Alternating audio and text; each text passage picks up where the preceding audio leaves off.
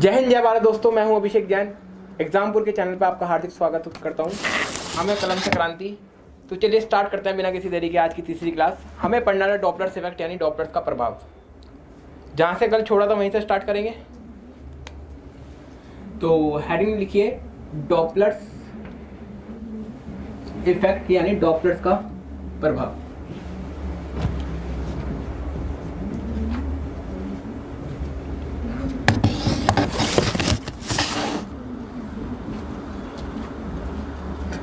जैसा कि मैंने बच्चों आपको कल बताया था, इस प्रभाव के बारे में जाने अनजाने में सभी जानते हैं।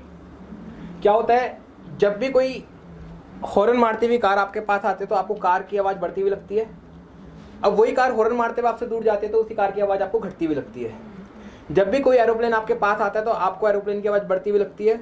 जब भी एरोप्लेन आपसे दूर जाता है तो आपको उसी एरोप्लेन की आवाज़ घटती हुई लगती है। ये कुछ नहीं, ये क्या है? Doppler's effect. यानी अगर देसी भाषा की बात करें तो आवाज का घटते हुए या बढ़ते हुए लगना ही क्या कहलाता है बच्चों? Doppler's effect. लिखिए आवाज का घटते हुए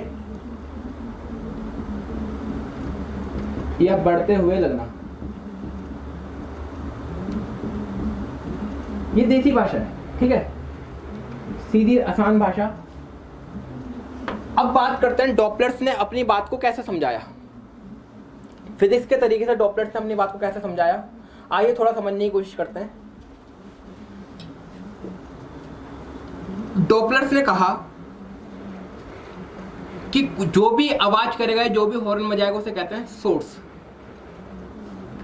यानी स्रोत। आवाज कौन करता है? एम्बुलेंस आवाज कर सकती है, स्कूटर का हॉर्न आवाज कर सकता है, बस आवाज कर सकती है, एरोप्लेन आवाज कर सकती है, स्कूटर आवाज कर सकता है। जो भी हॉर्न बजा सकता है उसे कहेंगे हम सोर्स। जो आवाज को सुनेगा उसे कहेंगे हम श्रोता यानी लिसनर।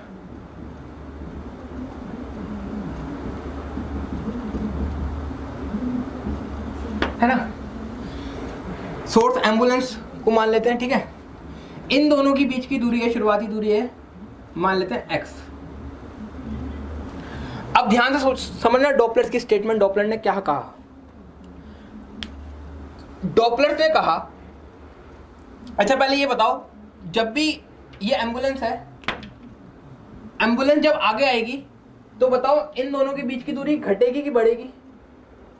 एम्बुलेंस पहले यहां पर थी, अब एम्बुलेंस हॉर्न मारते हुए कहां पर आ गई? यहां पर आ गई। अब इन दोनों के बीच की दूरी है y। तो बताओ दूरी घटी कि बढ़ी? इन दोनों के बीच की दूरी क्या है? घट गई। व्यक्ति को आवाज कैसे लगेगी? बढ़ती हुई लगेगी। अब ये एम्बुलेंस हॉर्न मारते हुए व्यक्ति से दूर निकल गई, कोई यहां पर। अब इस केस में क्या होगा बच्चों? इन दोनों के बीच की दूरी बढ़ रही होगी। इस केस में व्यक्ति को आवाज घटती हुई महसूस होगी। इतनी बात क्लियर है? हाँ या ना? इतनी बात क्लियर है?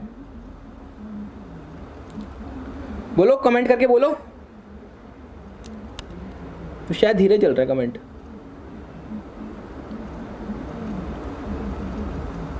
चलिए ठीक है। तो डॉपलर्स की भाषा में लिख लेते हैं स्टेटमेंट। दो स्टेटमेंट लिखवाऊंगा, उन दोनों स्टेटमेंट से डॉपलर्स का कोई भी क्वेश्चन हो आसानी से आप बना सकते हो, ठीक है। नोट्स कैसे बनाए भाई? मैं नोट्स बनवा तो रहा हूँ, साथ साथ आपको लिखवाता हूँ, अभी भी लिखवाऊंगा। देखो किसी बात की टेंशन नहीं लेनी, ठीक है। तो लिखो डॉपलर ने क्या कहा? जब स्रोत और श्रोता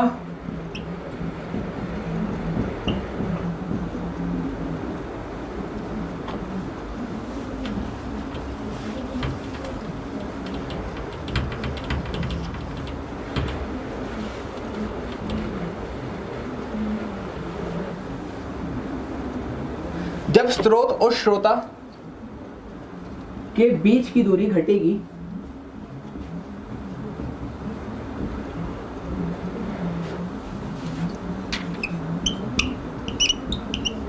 घटेगी तो क्या होगा, ध्वनि की आभासी आवृत्ति बढ़ेगी।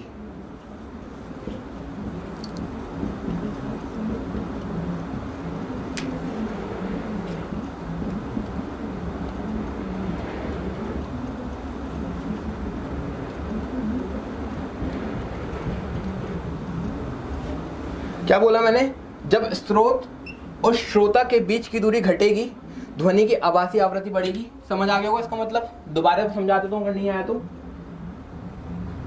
भाई ये एम्बुलेंस है, एम्बुलेंस क्या कर रही है, सीटी मारते हुए या हॉर्न बजाते हुए, सायरन बजाते हुए इस व्यक्ति के पास आ रही है। पहले इन दोनों के बीच की दूरी थी x, एम्बुलेंस दर की ओर जा रही है। थोड़ी देर बाद एम्बुलेंस यहां पर पहुंचेगी, है ना। अब इन दोनों के बीच की दूरी है y, तो यानी अब इन दोनों के बीच की दूरी कम हुई ना, यानी जब दूरी कम होगी तो व्यक्ति को आवाज बढ़ती हुई लगेगी। तो इंग्लिश वाले भी लिख लो स्टेटमेंट, ये वाली,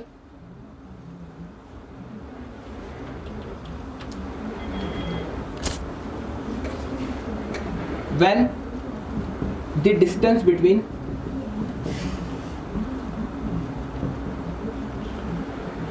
source and listener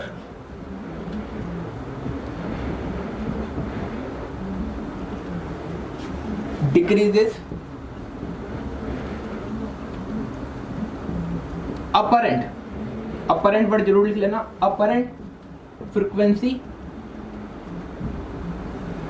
फ्रीक्वेंसी को बच्चों मैंने कल बताया था पिच भी कह सकते हैं, तो ऑब्लिक डाल के लिख लेना, पिच, फ्रीक्वेंसी या पिच इंक्रीजेस। यानी जब स्रोत और श्रोता के बीच की दूरी घटेगी तो ध्वनि की आभासी आवृत्ति बढ़ेगी।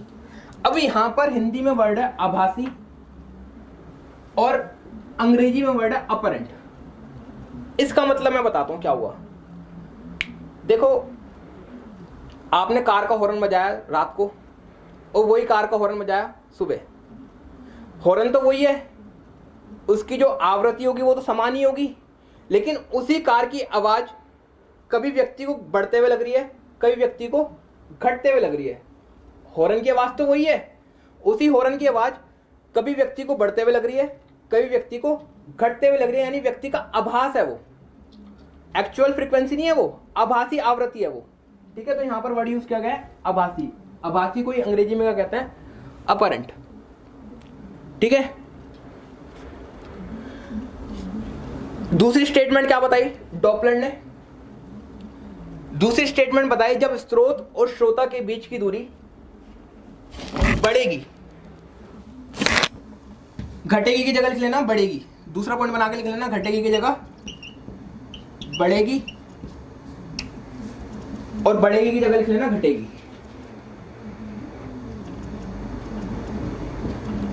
ठीक है, ये दो वर्ड को रिप्लेस कर लेना आपस में। इंग्लिश वाले दूसरा पॉइंट बना के लिखो, डिक्रीज की जगह लिख लेना इंक्रीज और इंक्रीजेस की जगह लिख लेना डिक्रीजेस, बाकी सब सेम रहेगा।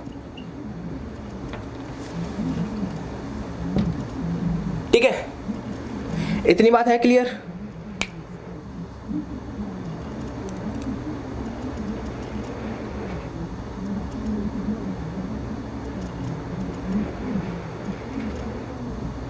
ठीक है जी, तो इतनी बात नोट करो, फिर देखते हैं इस पे कैसे क्वेश्चंस बनते हैं। इस पे बस ये दो पॉइंट ध्यान रखना, और जितने भी डॉपलर इफेक्ट के क्वेश्चन हैं सारे के सारे आप सॉल्व कर पाओगे, बस ये दो पॉइंट ध्यान में आप रखना।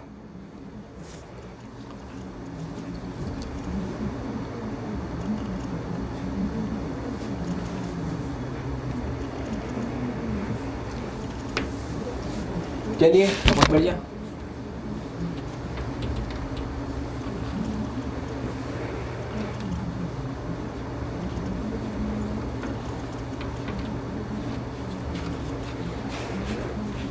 आपसे देखो क्वेश्चन कैसे पूछेगा इसमें,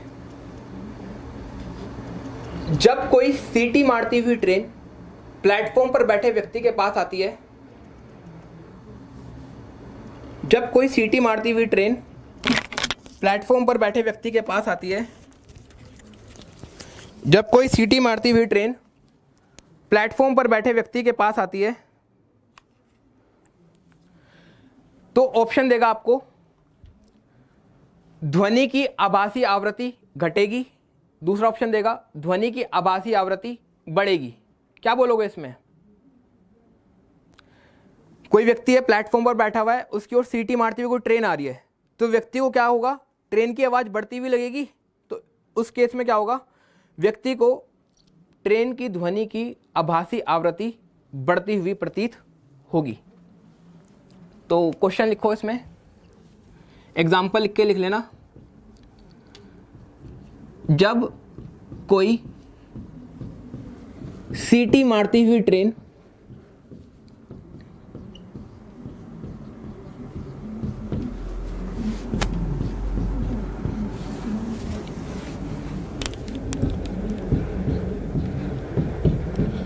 प्लेटफॉर्म पर बैठे व्यक्ति के पास आती है,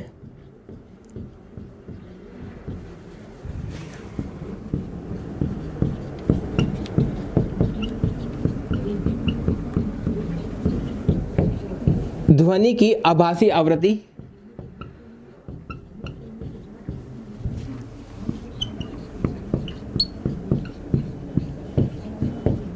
बढ़ जाती है। इंग्लिश वाले लिख लो, when the whistling train, whistling मतलब सीटी मारती हुई,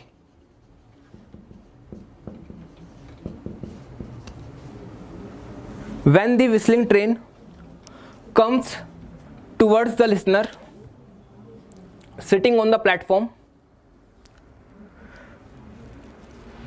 when the whistling train comes towards the listener sitting on the platform, comma, apparent frequency of sound increases, comma, apparent frequency of sound increases। चलिए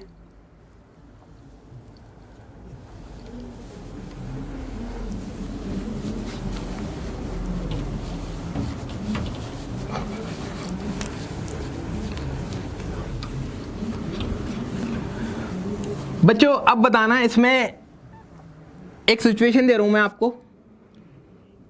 एक व्यक्ति है, पार्क के बीचों बीच खड़ा है, ठीक है। इसके चारों ओर सर्कुलर मोशन में यानी वृत्तीय गति में एक एम्बुलेंस सायरन बजाते हुए घूम रही है, कुछ इस तरह से।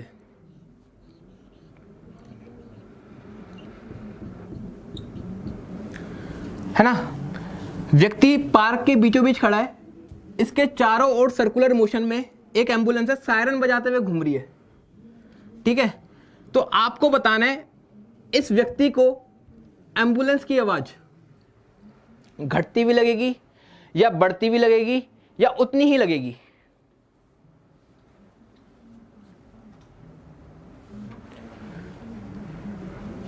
देखो यहां आपस में ही बात करने लग रहे हो, हैं भाई, पढ़ लो अभी, ठीक है। यहां आपस में ही बात करने लग रहे हो, बहुत बढ़िया, ठीक है। आपको बताना है इस व्यक्ति को एम्बुलेंस की आवाज घटती हुई लगेगी, बढ़ती हुई लगेगी या उतनी रहेगी।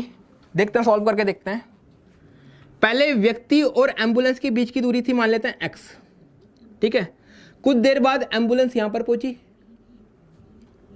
तो अभी भी दूरी कितनी है इन दोनों के बीच की, x।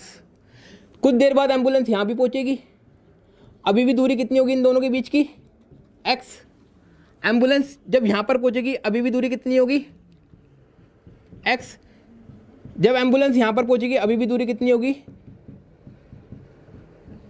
x।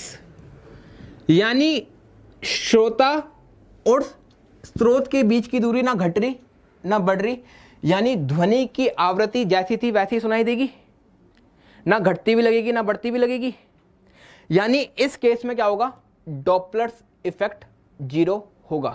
भाई डॉपलर इफेक्ट का मतलब ही क्या था, आवाज का घटते हुए या बढ़ते हुए प्रतीत होना। यहां पर आवाज ना घटती हुई लग रही ना बढ़ती हुई लग रही, समान लग रही है। तो इस केस में क्या होगा बच्चों, डॉपलर प्रभाव क्या होगा, 0 होगा, ठीक है। अभी लिख पाऊंगा, अभी पहले समझ लो, ठीक है। दूसरा केस लेते हैं।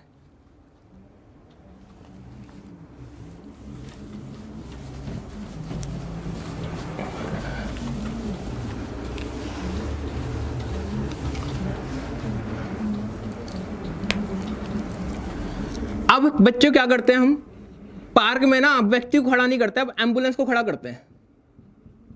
सायरन बजा रही है बेचारी, ठीक है। अब क्या कर रहा है, कोई व्यक्ति ना बाइक से इसके सर्कुलर मोशन में घूम रहा है कुछ इस तरह से, ये सेंटर पर है ओ पे। अब व्यक्ति क्या कर रहा है, इसके सर्कुलर मोशन में घूम रहा है कुछ इस तरह से, ठीक है। अब आपको बताना है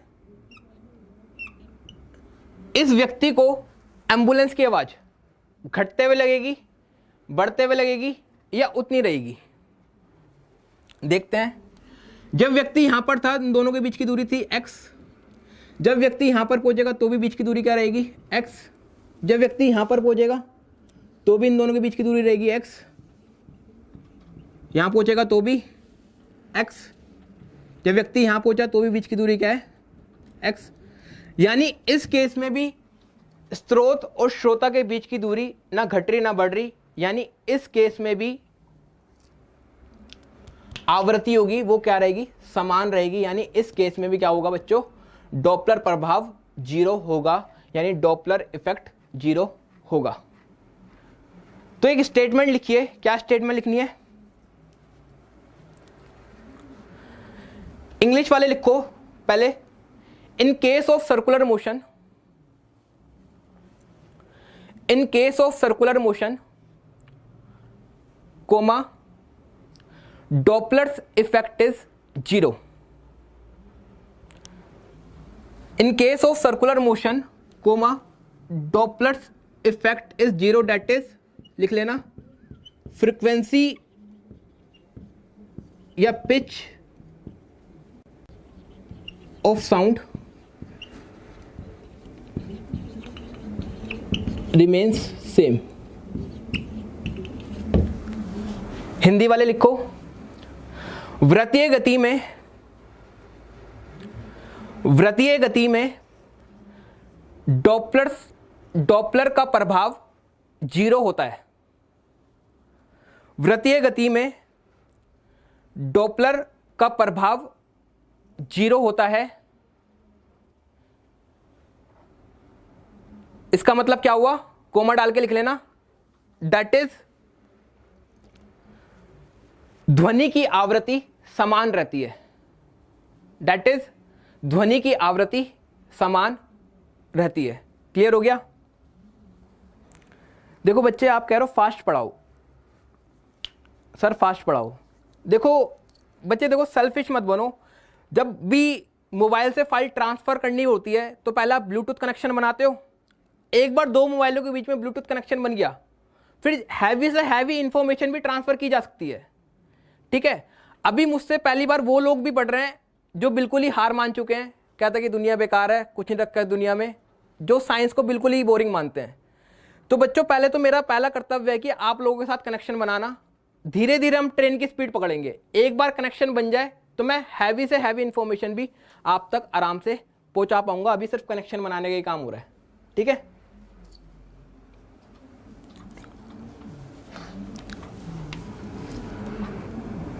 चलो बहुत बढ़िया। एक क्वेश्चन, 1-2 क्वेश्चन और देखते हैं, डॉपलर इफेक्ट से कैसे बनते हैं।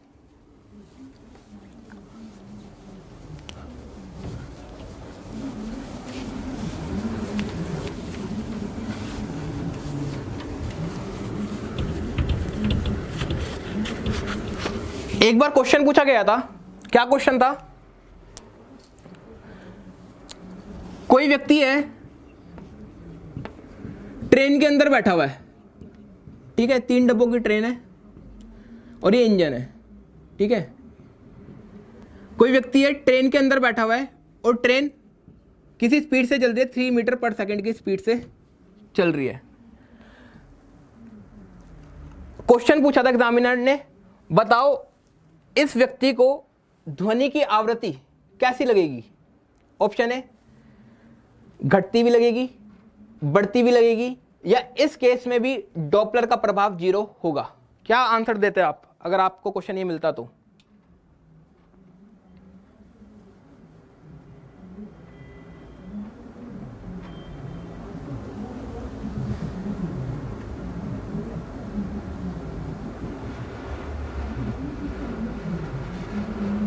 अरे बोलो। इस व्यक्ति को बताओ इंजन की आवाज घटते हुए लगेगी, बढ़ते हुए लगेगी, उतनी रहेगी? मान लेते हैं 0 सेकंड पे इन दोनों के बीच की दूरी थी x।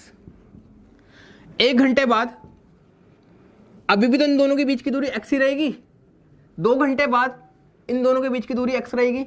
यानी श्रोता और स्रोत के बीच की दूरी ना घट रही ना बढ़ रही। यानी इस केस में भी क्या होगा, डॉपलर का प्रभाव 0 होगा। देखो कोशिश करो कि आंसर ना आप महसूस करके दो।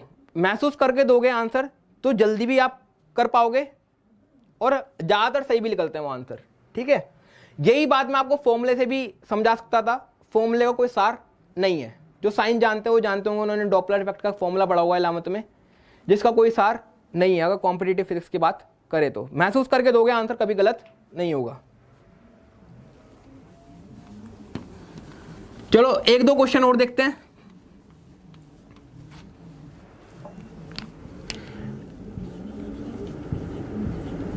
एम्बुलेंस है 5 मीटर पर सेकंड की स्पीड से भाग रही है। ठीक है, एक एम्बुलेंस है 5 मीटर पर सेकंड की स्पीड से भाग रही है और एक व्यक्ति है एम्बुलेंस के अपोजिट डायरेक्शन में 1 मीटर पर सेकंड की स्पीड से भाग रहा है। आपसे मैं क्वेश्चन पूछता हूं, बताओ इस व्यक्ति को ध्वनि की आवृत्ति घटते हुए लगेगी, बढ़ते हुए लगेगी या उतनी रहेगी? अगर दोनों अपोजिट डायरेक्शन में भागेंगे तो हर पल इन दोनों के बीच की दूरी कम होगी। अगर दूरी कम होगी तो ध्वनि की आवृत्ति व्यक्ति को क्या लगेगी, बढ़ते हुए लगेगी। कुछ इसी तरह से क्वेश्चंस पूछे जाते हैं। कैसा भी क्वेश्चन आ जाए डॉपलर इफेक्ट का, अब मैं उम्मीद करता हूं कि आपसे हो जाएगा। ठीक है, नेक्स्ट टॉपिक सर। अरे भाई ये तो पढ़ लो पहले। ठीक है, पहले क्वेश्चन तो देखोगे कि नहीं देखोगे, कैसे आते हैं कैसे नहीं आते। चलो अब एप्लीकेशंस की बात करते हैं बच्चों डॉपलर इफेक्ट की। और हाँ, दूसरी बात ध्यान रखना, डॉपलर ने भाई फ्रीक्वेंसी और पिच के बारे में बताया, लाउडनेस के बारे में उसने कोई बात नहीं करी, प्रबलता के बारे में उसने कोई बात नहीं करी। ठीक है, उसने कहा कि जब भी स्रोत और श्रोता के बीच की दूरी घटेगी ध्वनि की आवृत्ति बढ़ेगी। लाउडनेस के बारे में उसने कुछ बात नहीं करी। तो 2 पॉइंट ध्यान रखना, पिच और फ्रीक्वेंसी के बारे में ही उसने बात करी थी, लाउडनेस के बारे में कोई बात नहीं करी थी। ठीक है जी,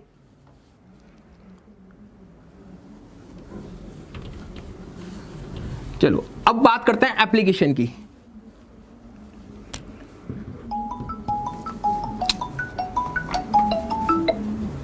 एप्लीकेशन ऑफ डॉपलर्स इफेक्ट। इसके एग्जांपल लिखते हैं डॉपलर इफेक्ट के। पहला, रेड शिफ्ट में, हिंदी वाले लिखो, रेड शिफ्ट में डॉपलर के प्रभाव का इस्तेमाल किया जाता है। रेड शिफ्ट में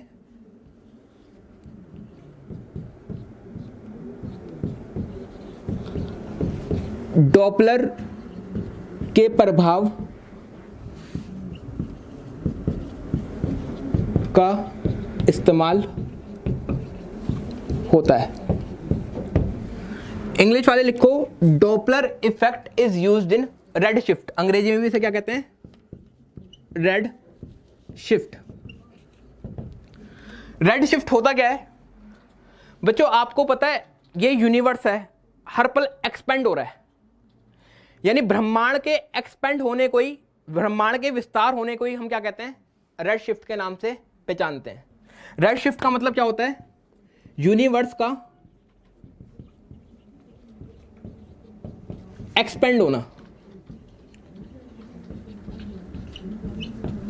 अब भाई, अब आप सोचोगे भाई रेड शिफ्ट में कैसे इस्तेमाल हो रहा है डॉपलर इफेक्ट का, हमें कैसे पता लग रहा है कि भाई यूनिवर्स एक्सपेंड हो रहा है।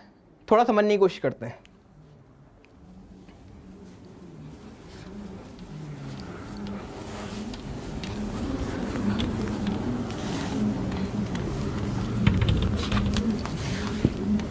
थोड़ा पेशेंस रखें और समझने की कोशिश करें।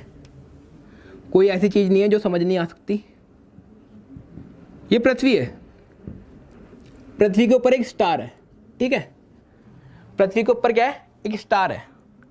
अब हमें कैसे पता लगता है कि भाई ये स्टार दूर जा रहा है? अगर ये स्टार दूर जा रहा है तो उसका मतलब क्या हो रहा है, ब्रह्मांड दूर जा रहा है, ब्रह्मांड एक्सपेंड हो रहा है ना। देखो हम क्या करते हैं, पृथ्वी के पास है रेडार, बताया था आपको रेडार के बारे में थोड़ा सा मैंने बताया था। हम क्या करते हैं, रेडार से ऊपर रेडिएशन फेंकते हैं, ठीक है। ऊपर हमने रेडिएशन फेंकी, ये रेडिएशन गई स्टार से टकरा के वापस आई, और वो रेडिएशन कौन सी होगी, या तो वो सूक्ष्म तरंग होगी या फिर कौन सी होगी, रेडियो तरंग होगी। रेडियो वेव और माइक्रोवेव का इस्तेमाल करते हैं ना रेडार में, ठीक है। हमने ऊपर मान लेते हैं रेडियो वेव फेंकी या माइक्रोवेव फेंकी ऊपर, ये माइक्रोवेव गई ऊपर, स्टार से टकरा के वापस आई। यानी अब ये देखो कि स्टार से मैं कह सकता हूं, स्टार से माइक्रोवेव निकल रही है, इसे छोड़ दो। अब मैं कह सकता हूं स्टार से माइक्रोवेव निकल रही है, स्टार से माइक्रोवेव निकल रही है। रेडार में इस माइक्रोवेव की फ्रीक्वेंसी आ रही है मान लो एफ, रेडार में इस माइक्रोवेव की फ्रीक्वेंसी आ रही है एफ। अब एक दिन बाद क्या होता है, स्टार यहां पर पहुंच जाता है, ठीक है। अभी भी माइक्रोवेव आ रही होगी नीचे टकरा के। अब रेडार ने देखा कि भाई स्टार और लिसनर के बीच की दूरी बढ़ गई, स्टार और लिसनर के बीच की दूरी बढ़ गई, यानी फ्रीक्वेंसी घट गई। तो रेडार क्या करता है, देखो फ्रीक्वेंसी कम शो करता है। जो रेडार अपने सिस्टम में क्या करता है, फ्रीक्वेंसी कम शो करता है, यानी फ्रीक्वेंसी कम शो करी तो हम अंदाजा लगा लेते हैं स्टार और रेडार के बीच की दूरी क्या हो गई, बढ़ गई। इससे हमें अंदाजा हो जाता है कि भाई यूनिवर्स एक्सपेंड हो रहा है, रेड शिफ्ट हो रही है। उम्मीद है समझ में आ गया होगा, समझ में आया भाई? हाँ या ना करो, समझ में आया या दोबारा एक्सप्लेन करूं?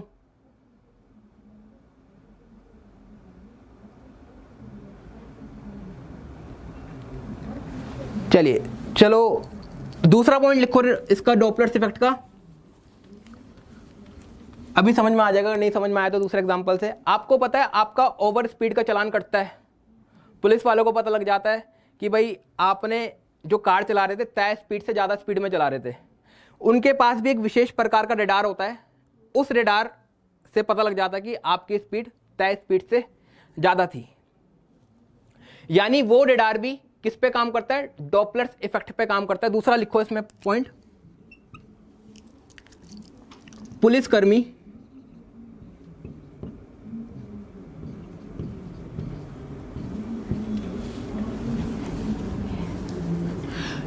पुलिसकर्मी भी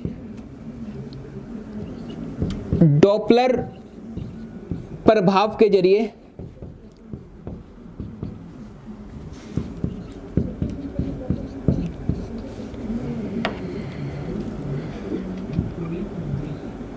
वाहनों की चाल ज्ञात करते हैं।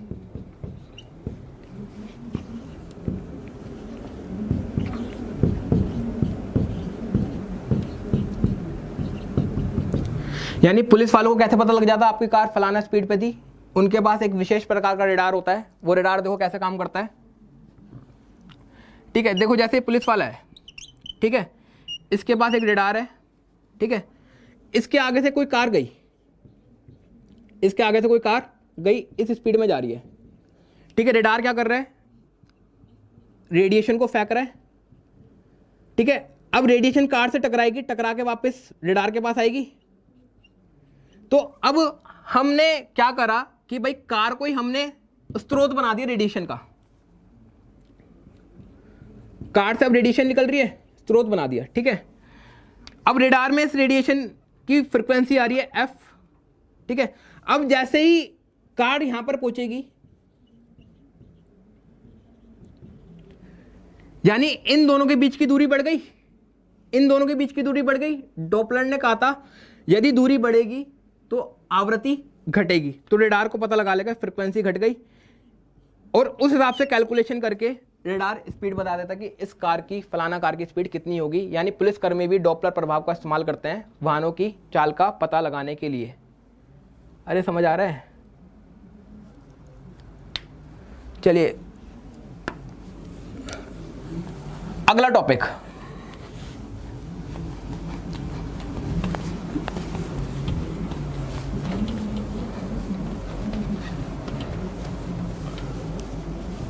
नेक्स्ट टॉपिक है हमारा persistence of year. Persistence of year, सुनने की संवेदना।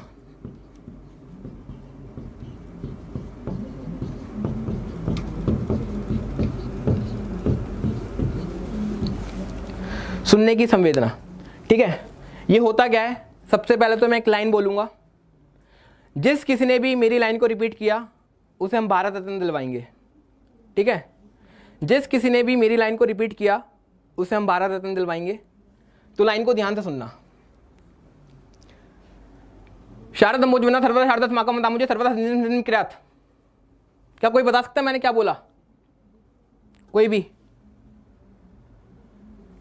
अरे बोलो, कोई बता सकता है मैंने क्या बोला? नहीं बता सकता ना? क्यों नहीं बता सकता? मेरी लाइन को कोई रिपीट क्यों नहीं कर पाया? क्योंकि वैज्ञानिक कहते हैं कि भाई दो शब्दों को आप अलग अलग जब भी समझ सकते हो, दो शब्दों को आप अलग अलग जब भी समझ सकते हो जब इन दोनों के बीच का समय कम से कम कितना हो, 0.1 सेकेंड। तो ही दो शब्द आपको अलग अलग समझ में आएंगे, नहीं तो आप बात को समझ ही नहीं पाओगे। आप मेरी लाइन क्यों नहीं समझ पाए? क्योंकि मेरे दो शब्दों के बीच का गैप 0.1 सेकेंड से कम था। तो सुनने की संवेदना कितनी होती है बच्चों? 0.1 सेकेंड, या इसी को कहते हैं हम 1/10 सेकेंड। डायरेक्ट क्वेश्चन पूछता है आपसे। क्या होता है?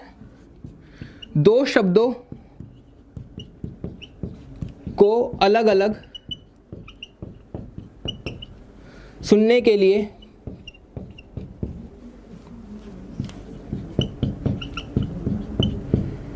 उनके बीच का समय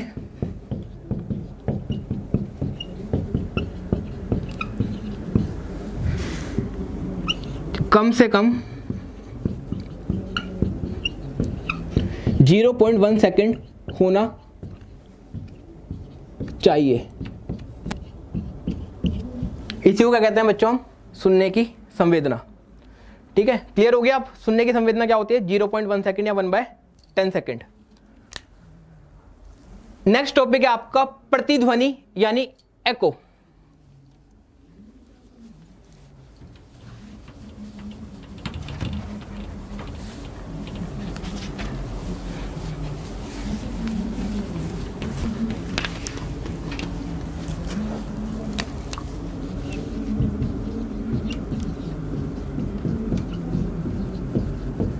प्रतिध्वनि। सर आप अच्छा पढ़ा रहे हो, बस नर्वस मत होइए। देखो भाई, मैं नर्वस नहीं हो रहा, मेरी शक्ल ही ऐसी है। क्या करें भाई, कुदरत का कहर है, इसमें कुछ कर नहीं सकते। ठीक है, चलो हम पढ़ रहे हैं एको यानी प्रतिध्वनि। आपने देखो पुराने पिक्चरों में देखा होगा कि हीरो जाता पहाड़ पे और जोर से चिल्लाते चंपा, तो उसके पास लौट के आवाज आते 3-4 बार, चंपा चंपा चंपा, आती कि नहीं आती? तो वो क्या हो रहा होता है? एको हो रहा होता है, प्रतिध्वनि हो रही होती है। देखो होता क्या है कि हीरो गया पहाड़ पे, ठीक है, इतने जोर से चिल्लाया चंपा। क्या चिल्लाया इसने? चंपा। तो चंपा चल पड़ती है कुछ इस तरह से। चंपा को अब बड़ा सा पहाड़ मिला, चंपा इस पहाड़ से टकराई, टकरा के वापस हीरो के पास गई। तो हीरो को फिर से क्या सुनाई दिया? चंपा सुनाई दिया। यानी हीरो क्या कर रहा है? अपनी आवाज फिर से वापस सुन रहा है। यानी अगर आसान भाषा में बात की जाए तो अपनी आवाज को ही फिर से वापस सुनना क्या कहलाता है? एको यानी प्रतिध्वनि। या ऐसे और आसान भाषा में बात करें, ध्वनि का टकरा के वापस आना। ध्वनि टकरा रही है, टकरा के वापस आ रही है, क्या कहलाता है? ये प्रतिध्वनि। यानी किस पर काम करती है ये एको? किस पर काम करता है? ध्वनि के परावर्तन पर। ध्वनि के परावर्तन पर। किस पे बेस्ड है ये? Based on reflection of sound, है ना। यानी कुल मिला के मैंने बताया कि भाई आवाज का टकरा के वापस आना ही क्या कहलाता है? इको कहलाता है। ठीक है, अब मैं आपसे कुछ क्वेश्चन पूछ रहा हूं, उसका हाँ या ना में जवाब देना। ठीक है, क्या चमगादड़ शिकार करते हुए इको का इस्तेमाल करता है? हाँ या ना?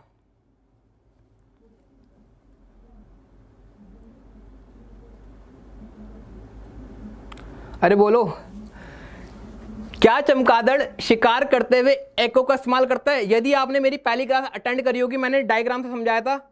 चमगादड़ क्या करता है? प्राश्रव्य तरंग निकालता है, टकरा के उसके कानों पर आती है, यानी ध्वनि टकरा के वापस आ रही है। चमगादड़ भी इसका इस्तेमाल करता है। किसका? एको का। दूसरी बात, क्या सोनार में इको का इस्तेमाल किया जाता है? डायग्राम याद आया? पहली क्लास में मैंने आपको सोनार का डायग्राम बताया था। प्राश्रव्य तरंग नीचे जाती है, टकरा के वापस ऊपर आती है, यानी वहां भी ध्वनि टकरा के ऊपर आ रही है, टकरा के वापस आने क्या कहलाता है? एको। यानी सोनार भी इसका इस्तेमाल करता है। तीसरा, आपको जब बिजली गिरती है तो गड़गड़ाने की आवाज आती है। जब बिजली गिरती है आती है ना आवाज, गुड धड़म धड़म धड़म धड़म, कुछ इस तरह की आती है आवाज। देखो होता क्या है,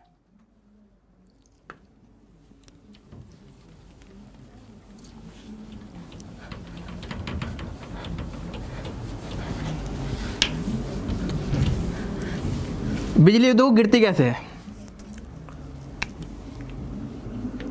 भाई? बिजली बारिश के टाइम पर ही गिरेगी। किसी ने ना मार्च के टाइम पर किसी पे बिजली गिर गई? नहीं, बारिश के टाइम पर ही बिजली गिरेगी। ये बादल है, बारिश हो रही है। ठीक है, बिजली ऊपर से गिरी, बिजली आई ऊपर से और जमीन से टकराई और धम करके आवाज आई। जैसे ही बिजली जमीन से टकराएगी आवाज आएगी, वो आवाज ऊपर आसमान में गई। अब वो आवाज बादलों से टकराई, टकरा के वापस जमीन पर आई। अब यही आवाज वापस जमीन से टकराई, टकरा के ऊपर बादलों के पास गई। बादलों ने भी कहा कि अब तुम्हारा यहां अंदर कोई काम नहीं है, नीचे जाओ। तो ये प्रोसेस, टकराने का प्रोसेस 10-15 बार हो जाता है, इसलिए बिजली गड़गड़ाती है। यानी यहां पर भी साउंड क्या हो रहा है? टकरा के ऊपर नीचे हो रहा है। यानी यहां पर भी किसका इस्तेमाल किया जा रहा है? प्रतिध्वनि का इस्तेमाल हो रहा है। तो एग्जाम्पल लिखो, प्रतिध्वनि का इस्तेमाल चमगादड़ अथवा सोनार में किया जाता है। पहला पॉइंट लिखो, प्रतिध्वनि का इस्तेमाल चमगादड़ अथवा सोनार में किया जाता है। दूसरा पॉइंट लिख लेना, बिजली का गड़गड़ाना प्रतिध्वनि पर आधारित है। इंग्लिश वाले लिख लो, echo is used by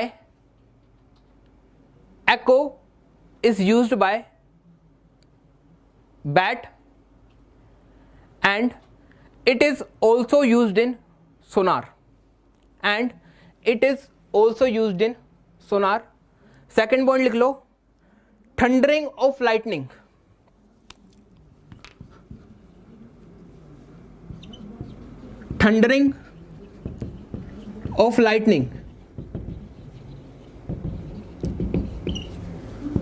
is based on echo। यानी बिजली का गड़गड़ाना किस पर आधारित है? एको पर आधारित है। अभी एको से भी कंप्लीट नहीं हुआ है। अब देखते हैं इस पे क्वेश्चंस कैसे बनते हैं, न्यूमेरिकल्स कैसे बनते हैं। साउंड में अगर न्यूमेरिकल बनेंगे, दो ही जगह होती है बनने की, या तो एको से बनते हैं या फिर मैक नंबर से बनते हैं। तीसरी जगह से कोई न्यूमेरिकल नहीं बनता।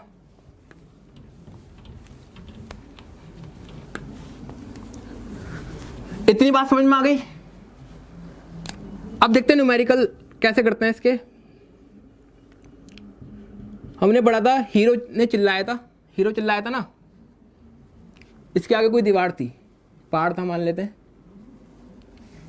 हीरो ने कुछ भी बोला, आवाज ट्रेवल करी, आवाज चल पड़ी थी इधर। ठीक है, हीरो ने कुछ भी बोला, आवाज चल पड़ी थी, आवाज दीवार से टकराई या पहाड़ से टकराई, टकरा के वापस इसके कानों पर आई। ठीक है, मान लेते हैं व्यक्ति और दीवार के बीच की दूरी थी पहले x, व्यक्ति या पहाड़ के बीच की दूरी थी x। अब आप बताओ आवाज ने कितनी दूरी तय करी? आवाज गई पहले यहां से यहां, यहां से यहां x, फिर आवाज टकरा के वापस कहां गई? यहां से यहां, यानी x जाते हुए तय करी, x आते हुए तय करी, यानी आवाज ने कितनी दूरी तय करी? 2x। हाँ या ना? आवाज ने कितनी दूरी तय करी? 2x। बहुत बढ़िया। अब एको के केस में देखो, ये एनसीईआरटी के हिसाब से मैं बताता हूं, तो एको के केस में ना जो साउंड की स्पीड दे रखी है वो रूम टेम्परेचर के हिसाब से दे रखी है। एको के केस में साउंड की स्पीड ली हुई होती है कितनी? 344 मीटर पर सेकेंड। ये रूम टेम्परेचर के हिसाब से ली हुई है, कितनी ले रखी है साउंड की स्पीड? 344 मीटर पर सेकेंड, यानी साउंड की, ध्वनि की स्पीड भी हमें पता है। ठीक है, ठीक है। अभी आपने फॉर्मूला पढ़ा होगा, distance is equal to speed upon में टाइम, यानी फॉर्मूला पुट करो, डिस्टेंस कितना है? 2x बराबर है स्पीड कितनी है? 344 अपॉन में टाइम। व्यक्ति ने कुछ बोला था, चंपा बोला था, और चंपा ही इसे दोबारा सुनाई दिया, यानी ये इन दोनों आवाजों को अलग अलग सुनना चाहता है, तो इन दोनों आवाजों के बीच का समय, न्यूनतम समय कितना होना चाहिए? अगर ये व्यक्ति इन दोनों आवाजों को अलग अलग सुनना चाहता है तो इन दोनों आवाजों के बीच का न्यूनतम समय कितना होना चाहिए? 0.1 सेकेंड। अभी पढ़ाया था ना परसिस्टेंस ऑफ ईयर में, टाइम की वैल्यू आपको कितनी है दे रखी है? 0.1 सेकेंड। टाइम कितना आ गया? 0.1 सेकेंड। ठीक है, यानी x की वैल्यू कितनी आ जाएगी? इधर सॉल्व करते हैं। x की वैल्यू आ जाएगी कितनी?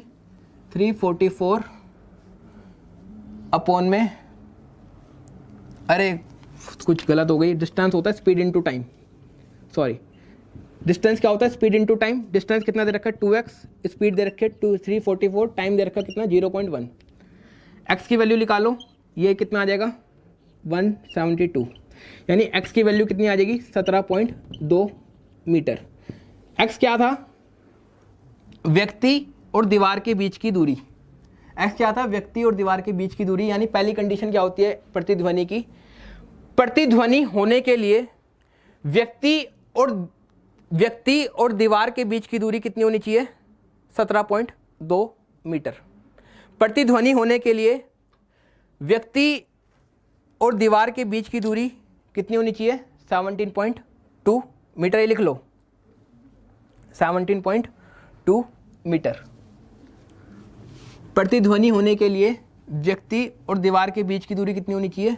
17.2 मीटर। आपको मैंने ये भी बताया था कि भाई साउंड की स्पीड कितनी होती है? 330 मीटर पर सेकंड, है ना? एक बार इस वाली स्पीड से करके देखो, डिस्टेंस क्या था? 2x, स्पीड कितनी हो गई अब? 330 इंटू टाइम कितना था? 0.1। सॉल्व करोगे x की वैल्यू कितनी आएगी? 170, यानी x की वैल्यू आ गई 17 मीटर। 17 आ रही है? नहीं यार, 16.5, 16.5, 165 आएगा, मल्टीप्लाई करके कितना आ जाएगा? 16.5। यानी आंसर देखो, ये भी है 17.2 भी है, 16.5 भी है।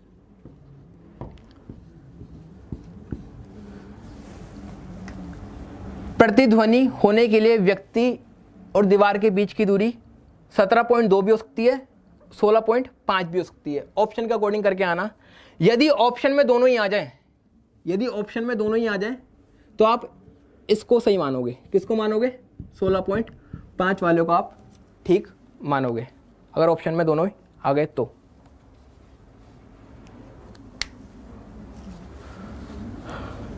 चलो क्वेश्चन करना सिखाता हूं मैं आपको। तो ये वाला पॉइंट नोट कर लिया आपने? प्रतिध्वनि के होने के लिए व्यक्ति और दीवार के बीच की दूरी कितनी होनी चाहिए? ये लिख लेना 17.2 या 16.5, ज्यादा ठीक ये वाला है 16.5।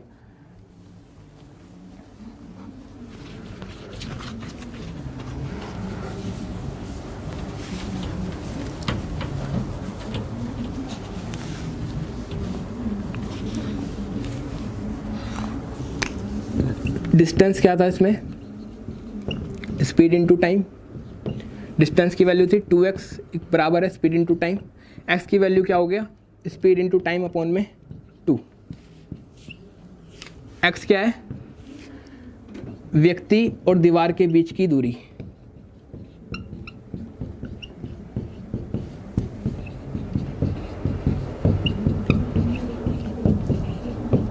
ये फॉर्मूला नोट करो।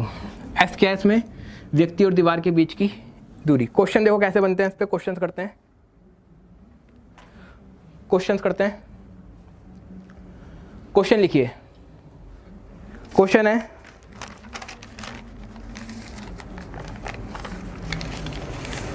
क्वेश्चन लिखिए,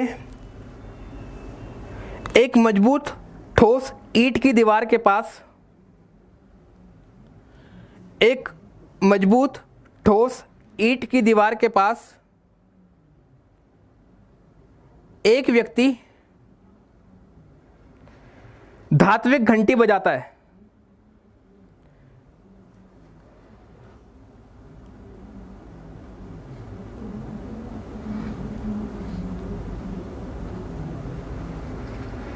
एक मजबूत ठोस ईंट की दीवार के पास एक व्यक्ति धात्विक घंटी बजाता है। वह 0.3 सेकंड में इसकी गूंज सुनता है। वह 0.3 सेकंड में इसकी गूंज सुनता है। यदि ध्वनि 340 मीटर पर सेकंड की चाल से गति करे तो दीवार उससे कितनी दूर है। यदि ध्वनि 340 मीटर पर सेकंड की चाल से गति करे तो दीवार उससे कितनी दूर है। आपको क्या दे रखा है, कोई व्यक्ति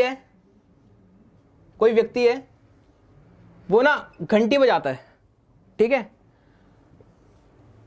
इसके आगे कुछ ना कुछ दीवार है। आपको दे रखा है ध्वनि की जो चाल है वो कितनी दे रखी है, 340 मीटर पर सेकंड। और आपको बता रहा है कि जो ध्वनि दीवार से टकरा रही है, टकरा के वापस कितनी देर में आ रही है। टाइम आपको दे रखा है कितना, 0.3 सेकंड। आपको बताना है घंटी और दीवार के बीच की दूरी कितनी होगी। आपको बताना है घंटी और दीवार के बीच की दूरी कितनी होगी, यानी आपको x की वैल्यू ज्ञात करनी है। फॉर्मूला है सीधा सीधा, s की वैल्यू पता है, t की वैल्यू पता है, भाग 2 कर दो, x की वैल्यू आ जाएगी। कितनी आएगी x की वैल्यू, x बराबर होता है s इंटू टी अपॉन में 2। s कितना दे रखा है, 340। टाइम कितना दे रखा है, 0.3। ये दे रखा है 2, ये आ जाएगा 17, 170, ये आ जाएगा 51 मीटर। यानी घंटी और दीवार के बीच की दूरी कितनी होगी बच्चों, 51 मीटर। ठीक है, क्लियर है या दोबारा समझाऊं।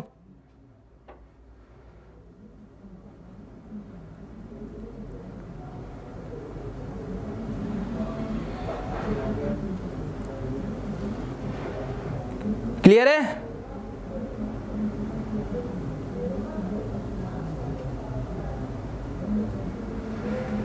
चलो एक क्वेश्चन है, होमवर्क के लिए लिख लो, कोशिश करना खुद करने की, नहीं तो कल डिस्कस करेंगे। एक ध्वनि तरंग की आवृत्ति, कोशिश करना, घबराना मत, होगा ठीक है, नहीं होगा तो मैं तो करवाऊंगा ही। एक ध्वनि तरंग की आवृत्ति 2 किलो हर्ट्ज तथा तरंग दैर्घ्य 35 सेंटीमीटर है। एक ध्वनि तरंग की आवृत्ति 2 किलो हर्ट्ज तथा तरंग दैर्घ्य 35 सेंटीमीटर है। यदि निरीक्षक स्रोत से 1.4 किलोमीटर दूर है, यदि निरीक्षक स्रोत से 1.4 किलोमीटर दूर है, कितने समय बाद वह ध्वनि सुन सकता है। कितने समय बाद वह ध्वनि सुन सकता है। मैं थोड़ा क्वेश्चन समझा देता हूं क्या है।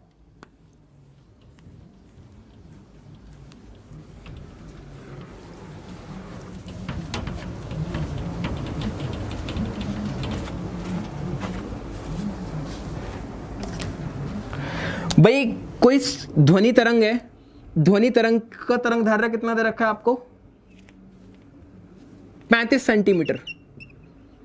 35 सेंटीमीटर। याद रखना तरंग दैर्ध्य किस में लेते हैं हम? मीटर में लेते हैं। किस में लेते हैं? मीटर में लेते हैं। तो इसे मीटर में कन्वर्ट करना, यानी तरंग दैर्ध्य आपको दे रखा कितना? 0.35 मीटर। आपको आवृत्ति दे रखी है, यानी फ्रिक्वेंसी दे रखी है आपको ध्वनि की कितनी? 2 किलोहर्ट्ज। किलो का मतलब होता है 1000, 2 किलो हर्ट्ज का मतलब क्या हो गया? 2 इंटू 1000 हर्ट्ज, यानी फ्रीक्वेंसी आपको दे रखे कितनी? 2000 हर्ट्ज। आपको कहता है, ठीक है, कोई स्रोत है वो आवाज करता है और कोई व्यक्ति है इससे कितनी दूरी पर खड़ा है? 1.4 किलोमीटर की दूरी पर खड़ा है। कितनी दूरी पर खड़ा है? स्रोत और श्रोता के बीच की दूरी कितनी है?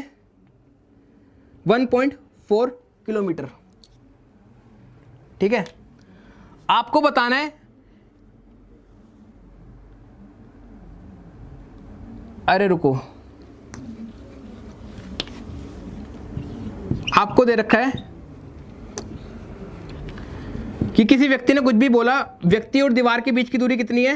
1.4 किलोमीटर। आपको बताना है ये व्यक्ति कितनी देर बाद वही आवाज सुन पाएगा।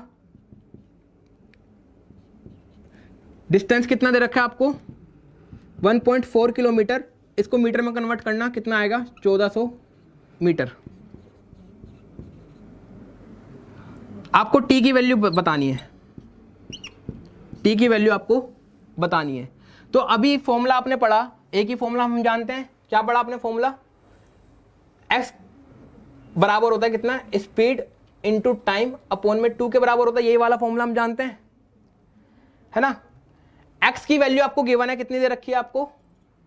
1400 मीटर। t की वैल्यू आपको गिवन है, नहीं, t की वैल्यू आपको निकालनी है। स्पीड की वैल्यू क्या आपको गिवन है? आपको ये पता होना चाहिए स्पीड क्या होता है, फ्रीक्वेंसी इंटू वेवलेंथ। इन दोनों को मल्टीप्लाई करना, स्पीड भी आ जाएगी। ये आपको पता है, ये आपको पता है, टी की वैल्यू पता लग जाएगी। क्वेश्चन करना नहीं तो मैं कल कराऊंगा ये वाला, ठीक है। थैंक यू, जय हिंद, जय भारत।